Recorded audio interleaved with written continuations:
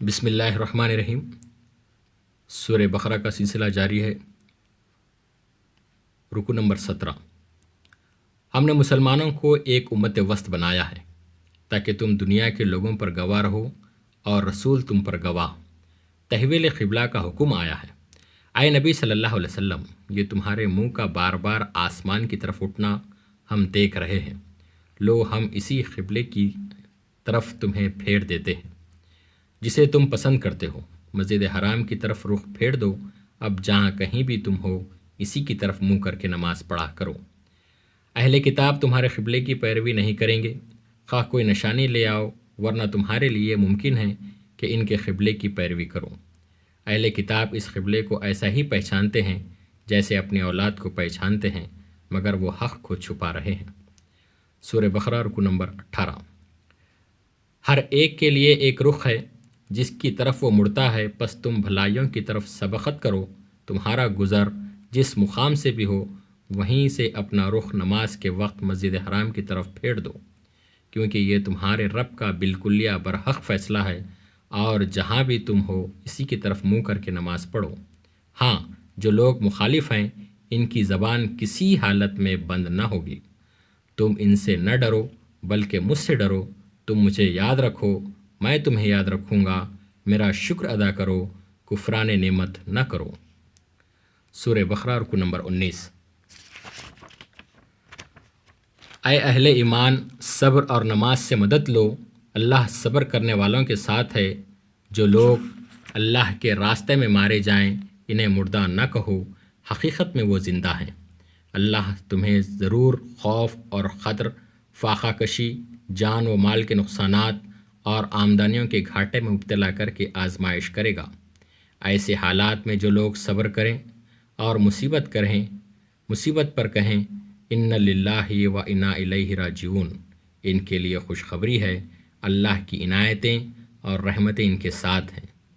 جو لوگ ہماری نازل کی ہوئی روشن تعلیمات اور ہدایت کو چھپاتے ہیں، در حالانکہ ہم انہیں سب انسانوں کی رہنمائی کے لیے اپنی کتاب میں بیان کر چکے ہیں، یقین جانو کہ اللہ بھی ان پر لعنت کرتا ہے اور تمام لعنت کرنے والے بھی لعنت بھیجتے ہیں۔ سورہ بقرہ رکو نمبر 20۔ آسمان اور زمین کی ساخت میں، رات اور دن کے ایک دوسرے کے بعد آنے میں، ان کشتیوں میں جو انسان کے نفع کی چیزیں لیے ہوئے دریاؤں اور سمندروں میں چلتی ہیں، بارش کے پانی میں جسے اللہ اوپر سے برساتا ہے، پھر اس کے ذریعے مردہ زمین کو زندہ کرتا ہے، اور زمین میں ہر قسم کے جاندار مخلوقات پھیلاتا ہے ہواؤں کی گردش میں، اور ان کے بادل میں جو آسمانوں اور زمین کے درمیان تابع فرمان بنا دیے گئے ہیں، بے شمار نشانیاں ہیں ان لوگوں کے لیے جو عقل سے کام لیتے ہیں۔ ان نشانیوں کو دیکھنے کے باوجود جو لوگ دوسروں کو اللہ کا ہمسر اور مد مقابل بناتے ہیں، ان کے ایسے گرویدہ ہیں جیسے اللہ سے گرویدگی ہونی چاہیے، حالانکہ ایمان رکھنے والے سب سے بڑھ کر اللہ کو محبوب رکھتے ہیں۔ سورہ بقرہ رکو نمبر 21۔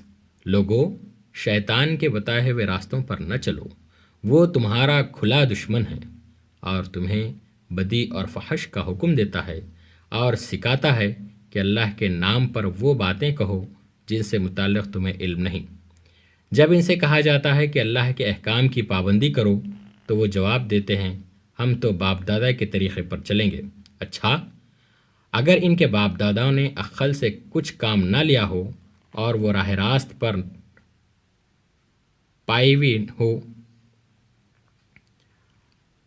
اگر ان کے باپ دادا نے عقل سے کچھ کام نہ لیا ہو اور وہ راہ راست نہ پائی ہو تو کیا پھر بھی یہ انہی کی پیروی کیے چلے جائیں گے؟ جو لوگ انکار کرتے ہیں دراصل یہ بہرے ہیں، گونگے ہیں، اندھے ہیں، ان کے لیے کوئی بات ان کی سمجھ میں نہیں آتی۔ اے اہل ایمان، تم پاک چیزیں کھاؤ، مگر جو چیزیں حرام ہیں وہ یہ ہیں: نمبر 1، مردار نہ کھاؤ، نمبر 2، خون اور سور کے گوشت سے پرہیز کرو، نمبر 3، ایسی چیزیں جس پر غیر اللہ کا نام لیا گیا ہو نہ کھاؤ۔ ہاں، مجبوری کی حالت میں قانون شکنی کا ارادہ نہ ہو تو بقدر ضرورت کھا لے تو کوئی گناہ نہیں۔ سورہ بقرہ رکو نمبر 22۔ ظاہری اعمال نیکی نہیں ہے، بلکہ نیکی یہ ہے کہ آدمی اللہ اور آخرت، فرشتے، کتابوں اور پیغمبروں کو دل سے مانے اور اپنا دل پسند مال اللہ کی محبت میں رشتہ دار، یتیموں، مسکینوں، مسافروں اور ہاتھ پھیلانے والوں اور غلاموں کی رہائی پر خرچ کرے، نماز قائم کرے اور زکوٰۃ دے، جب عہد کرے تو اسے پورا کرے، تنگی و مصیبت کے وقت میں اور حق و باطل کی جنگ میں صبر کرے، یہ کام کرنے والے متقی ہیں۔ قتل کی سزا یہ ہے کہ اگر آزاد آدمی قتل کرتا ہے تو آزاد ہی سے بدلہ لیا جائے گا، اگر غلام قاتل ہے تو وہ غلام ہی قتل کیا جائے گا، اور اگر عورت نے قتل کیا ہے تو اس عورت سے قصاص لیا جائے گا۔ ہاں، اگر مقتول کے وارث چاہیں تو خون بہا لے کر قاتل کو معاف کر سکتے ہیں۔ یہ قصاص کا قانون ہے۔ اے اہل دانش، تمہارے لیے اس قانون میں زندگی ہے۔ سورہ بقرہ رکو نمبر 23۔ رمضان وہ مہینہ ہے جس میں قرآن نازل کیا گیا ہے، جو ہدایت ہے تمام انسانوں کے لیے، واضح تعلیمات پر مشتمل، حق و باطل کے فرق کو کھول کر بتانے والا۔ ہاں، جو کوئی اس مہینے کو پائے تو لازم ہے کہ پورے مہینے کے روزے رکھے۔ اگر کوئی سفر پر ہو یا مریض ہو، وہ روزے چھوڑ سکتا ہے۔ ایسا شخص دوسرے دنوں میں روزوں کی تعداد پوری کرے۔ روزے میں راتوں کو تمہارا اپنی بیویوں کے پاس جانا حلال کر دیا گیا ہے۔ نیز راتوں کو کھاؤ پیو، یہاں تک کہ سیاہی شب کی دھاری سے سپیدہ صبح کی دھاری نمایاں نظر آ جائے۔ اب یہ سب کام چھوڑ کر رات تک اپنا روزہ پورا کرو۔ جب تم مسجدوں میں متکف ہو تو بیویوں سے مباشرت نہ کرو، یہ اللہ کی باندھی ہوئی حدیں ہیں، ان کے قریب نہ بھٹکنا۔ سورہ بقرہ رکو نمبر 24۔ اور تم اللہ کی راہ میں ان لوگوں سے لڑو جو تم سے لڑتے ہیں، مگر زیادتی نہ کرو، اللہ زیادتی کرنے والوں کو پسند نہیں کرتا۔ ان سے لڑو جہاں بھی تمہارا ان سے مقابلہ پیش آئے، اور نکالو انہیں جہاں سے انہوں نے تم کو نکالا ہے۔ اسی لیے قتل اگرچہ کہ برا ہے مگر فتنہ اس سے بھی زیادہ برا ہے۔ تم ان سے لڑو یہاں تک کہ فتنہ باقی نہ رہے اور دین اللہ کے لیے ہو جائے۔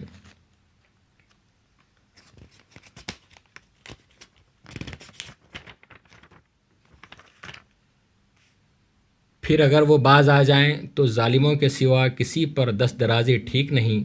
جو کوئی تم پر دست درازی کرے تو تم بھی اسی طرح اس پر دست درازی کرو۔ جو لوگ دور علاقے سے حج کے لیے آتے ہیں، حج کا زمانہ آنے تک عمرہ کر سکتے ہیں۔ حج میں حسب مقدور قربانی دیں۔ اگر قربانی میسر نہ ہو تو 3 روزے حج کے زمانے میں اور 7 گھر پہنچ کر اس طرح 10 روزے رکھیں۔ سورہ بقرہ رکو نمبر 25۔ جو شخص حج کی نیت کرے، اسے معلوم ہونا چاہیے کہ حج کے دوران اس سے کوئی شہوانی فعل، کوئی بد عملی اور کوئی لڑائی جھگڑے کی بات سرزد نہ ہو۔ سفر حج کے لیے زاد راہ ساتھ لے جاؤ، اور سب سے بہتر زاد راہ تقویٰ ہے۔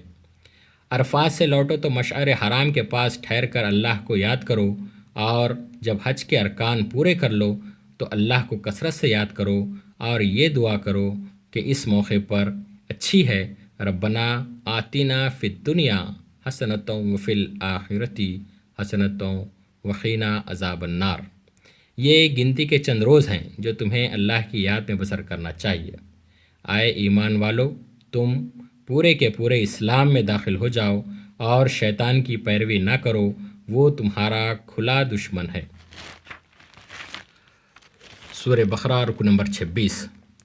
جو لوگ کفر کی راہ اختیار کیے ہوئے ہیں، وہ ایمان کی راہ اختیار کرنے والوں کا مذاق اڑاتے ہیں، لیکن پرہیزگار لوگ ہی اعلیٰ مقام ہوں گے۔ ابتدا میں سب لوگ ایک ہی طریقے پر تھے، یعنی کہ حق پر، لیکن بعد میں لوگوں نے مختلف طریقے نکالے تاکہ آپس میں ایک دوسرے پر زیادتیاں کریں۔ کیا تم لوگوں نے یہ سمجھ رکھا ہے کہ یوں ہی جنت میں چلے جاؤ گے؟ حالانکہ تم پر بھی وہ سب کچھ نہیں گزرا جو تم سے پہلے ایمان والوں پر گزرا ہے۔ ان پر سختیاں گزریں، مصیبتیں آئیں، ہلا کر رکھ دیے گئے، یہاں تک کہ وقت کا رسول اور اس کے ساتھی مسلمان چیخ اٹھے کہ اللہ کی مدد کب آئے گی؟ انہیں تسلی دی گئی، اللہ کی مدد قریب ہے۔ سورہ بقرہ رکو نمبر 27۔ جو کوئی اپنے دین سے پھرے گا وہ کفر کی حالت میں جان دے گا، اس کے اعمال دنیا اور آخرت دونوں میں ضائع ہو جائیں گے۔ ایسے لوگ جہنمی ہیں اور ہمیشہ جہنم میں رہیں گے۔ بخلاف اس کے جو لوگ ایمان لائے اور خدا کے راستے میں گھر بار چھوڑا اور جہاد کیا، وہ رحمت الہی کے جائز امیدوار ہیں۔ جو کچھ ضرورت سے زیادہ ہو راہ خدا میں خرچ کرو، جس طرز میں یتیموں کے لیے بہتری ہو اسے اختیار کرو۔ مشرک عورتوں سے ہرگز نکاح نہ کرو اور نہ کبھی اپنی عورتوں کا نکاح مشرک مردوں سے کرو۔ سورہ بقرہ رکو نمبر 28۔ حالت حیض میں عورتوں کے قریب نہ جاؤ جب تک کہ وہ پاک صاف نہ ہو جائیں۔ اللہ توبہ کرنے والوں اور پاکیزگی اختیار کرنے والوں کو پسند کرتا ہے۔ جب وہ پاک ہو جائیں تو ان کے پاس جاؤ، تمہاری عورتیں تمہاری کھیتیاں ہیں، تمہیں اختیار ہے جس طرح چاہو اپنی کھیتی میں جاؤ۔ جن عورتوں کو طلاق دے دی گئی ہو تو وہ 3 مرتبہ ایام ماہوری آنے تک اپنے آپ کو روکے رکھیں، اور ان کے رحم میں اللہ نے جو کچھ خلق فرمایا ہے اسے نہ چھپائیں۔ عورتوں کے لیے ویسے ہی حقوق ہیں جیسے مردوں کے لیے ہیں، البتہ مردوں کو ان پر ایک درجہ حاصل ہے۔ سورہ بقرہ رکو نمبر 29۔ نمبر 1، طلاق 2 بار ہے، پھر یا تو عورت کو روک لیا جائے یا بھلے طریقے سے رخصت کر دیا جائے۔ رخصت کرتے وقت یہ جائز نہیں کہ جو کچھ تم انہیں دے چکے ہو اس میں سے واپس لے لو۔ نمبر 2، اگر زوجین کو اللہ کے حدود پر قائم نہ رہ سکنے کا اندیشہ ہو تو میاں بیوی کے درمیان یہ معاملہ ہو جانے میں کوئی مضائقہ نہیں کہ عورت اپنے شوہر کو کچھ معاوضہ دے کر علیحدگی حاصل کر لے۔ نمبر 3، اگر شوہر 2 طلاق دینے کے بعد تیسری طلاق دے دے تو وہ عورت پھر اس کے لیے حلال نہ ہوگی الا یہ کہ اس کا نکاح کسی دوسرے شخص سے ہو اور وہ اسے طلاق دے دے۔ نمبر 4، عورتوں کو یا بھلے طریقے سے روک لو یا بھلے طریقے سے رخصت کر دو، محض ستانے کی خاطر انہیں روکے رکھنا زیادتی ہوگی۔ سورہ بقرہ رکو نمبر 30۔ تمہاری طلاق شدہ عورتیں جب اپنی عدت پوری کر لیں اور وہ اپنے زیر تجویز شوہروں سے معروف طریقے سے باہم مناکحت پر راضی ہوں تو ایسے میں تم اس معاملے میں مانع و مزاحم نہ ہو، یہ طریقہ پاکیزہ اور شائستہ نہیں۔ اس سے باز رہو۔ جو باپ چاہتے ہیں کہ ان کی اولاد پوری مدت رضاعت تک کے دودھ پیے تو مائیں اپنے بچوں کو کامل 2 سال دودھ پلائیں۔ اس صورت میں بچے کے باپ کو کھانا کپڑا دینا ہوگا۔ تم میں سے جو لوگ مر جائیں ان کے پیچھے اگر ان کی بیویاں زندہ ہوں تو وہ اپنے آپ کو 4 مہینے 10 دن روکے رکھیں، پھر جب ان کی عدت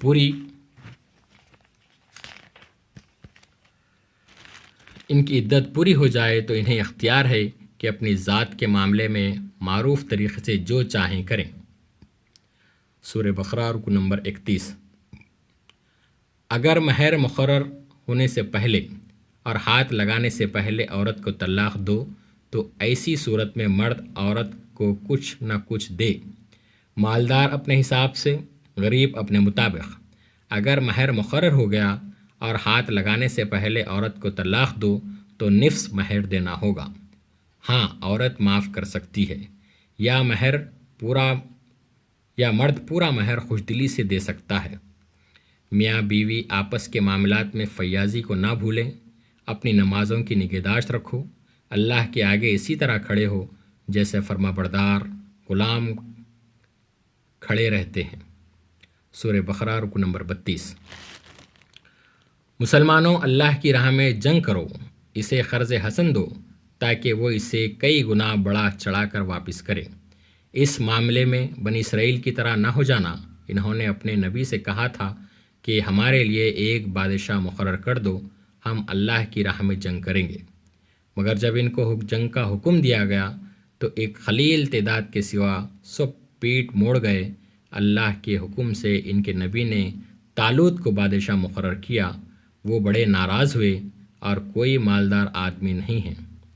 لیکن نبی نے کہا اللہ نے اسے اسی لیے چنا ہے کہ اس کو دماغی اور جسمانی دونوں قسم کی اہلیتیں فراوانی کے ساتھ عطا ہوئی ہیں، اور یہ اللہ کا اختیار ہے کہ اپنا ملک جسے چاہے دے۔